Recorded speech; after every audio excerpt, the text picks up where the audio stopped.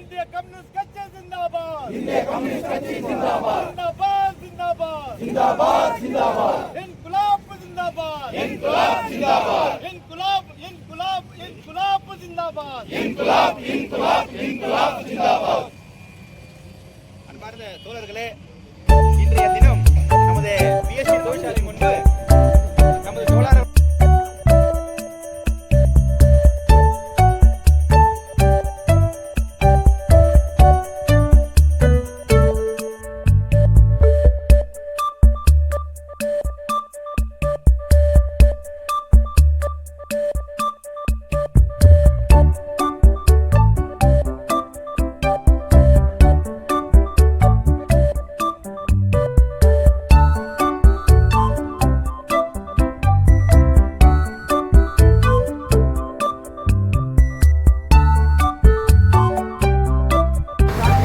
பல தோழர்கள் உயிரிழந்தார்கள்.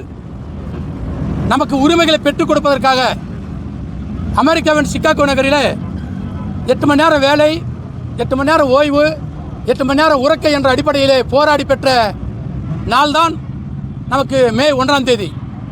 அதன் அடிப்படையிலே தொடர்ந்து இன்றைக்கு 105 வருஷமாக தொடர்ந்து மக்களுக்காகவும் தொழிலாளி உரிமைகளை பெற்றெடுப்பதற்கு தொடர்ந்து போராடுகிற சங்கம் ஏடிசி சங்கம்.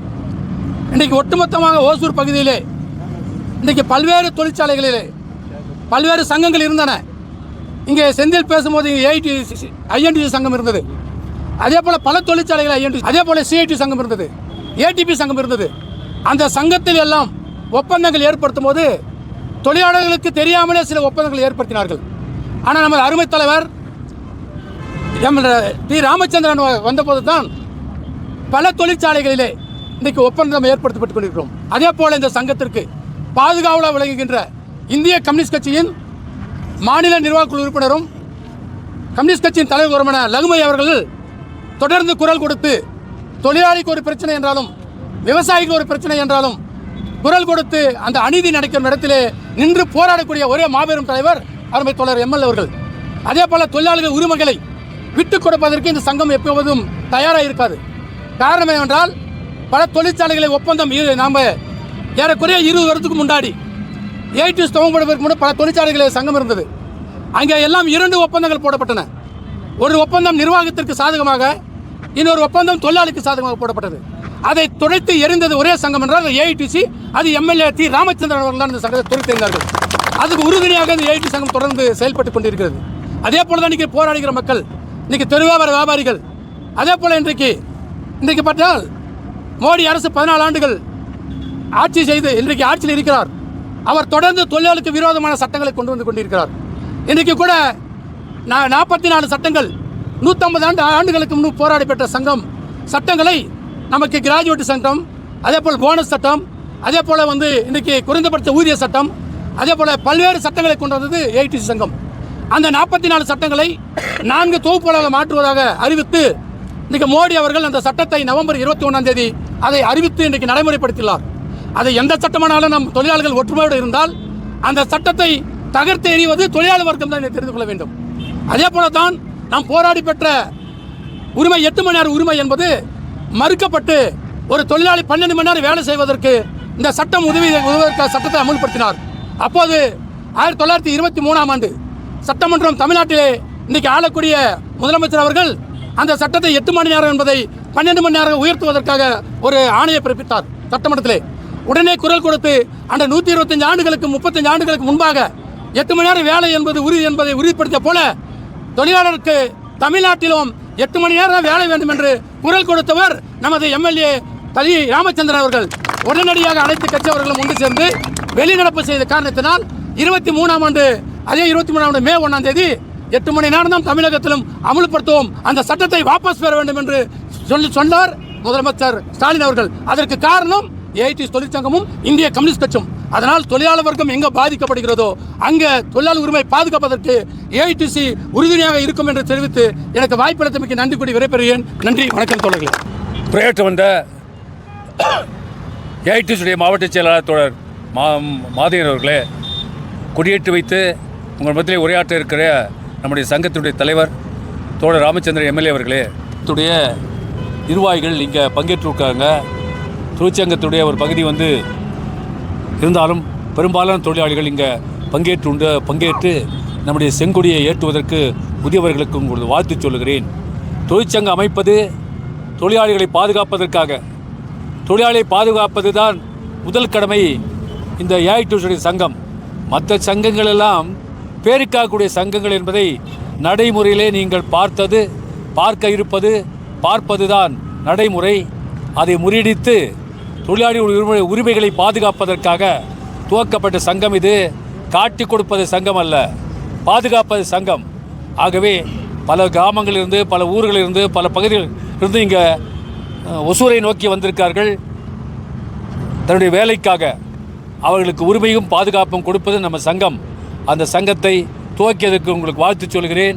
இந்த சங்கத்தை மேலும் விரிவாக்க வேண்டும்.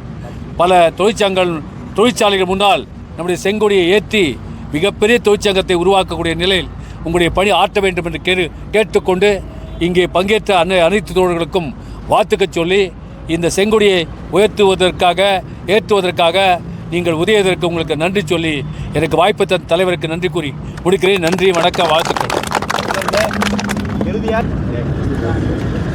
விஎஸ்டி ட்ரில்லர்ஸ் தொழிற்சாலை முன்பாக தொழிலாளியுடைய உரிமைகளை பாதுகாக்கின்ற ஏஐடிசி தொழிற்சங்கத்துடைய செங்கொடியை ஏற்றுகின்ற இந்த நிகழ்ச்சிக்கு தலைமையேற்று இருக்கின்ற ஏஐடிசி தொழிற்சங்கத்துடைய மாவட்ட துணைச் செயலாளர் அருமை தோழர் செந்தில் அவர்களே,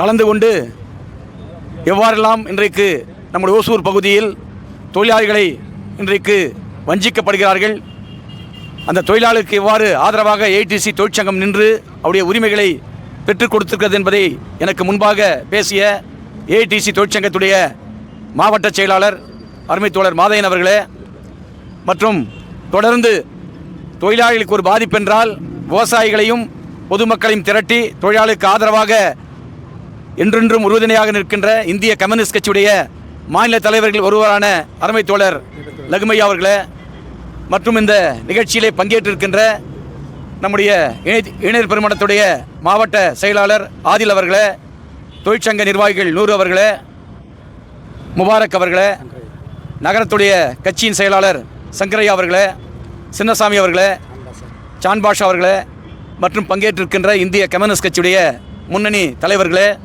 இந்த தொழிற்சாலையிலே பணியாற்றக்கூடிய தொழிலாளர் தோழர்களே, நிர்வாகிகளே, மற்றும் உங்களுக்கு ஆதரவாக இங்கே திரண்டிருக்கின்ற பல்வேறு தொழிற்சங்கங்களிலிருந்து வருகை தந்திருக்கின்ற தொழிலாளர் தோழர்களே, பத்திரிகை மற்றும் ஊடகத்துறை நண்பர்களே, அத்தனை பேருக்கும் என்னுடைய புரட்சிகரமான மாலை நேர வாழ்த்துக்களையும் வணக்கத்தையும் தெரிவித்துக் கொள்கிறேன்.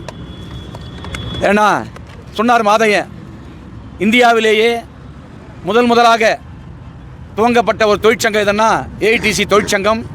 நாடு விடுதலை பெறுவதற்கு முன்பே பிரிட்டிஷ் ஆட்சி காலத்திலேயே தொழிலாளிகளை உரிமைகளை பெற்றுக் கொடுத்த தங்கம் நம்முடைய ஏஐடிசி தொழிற்சங்கம்.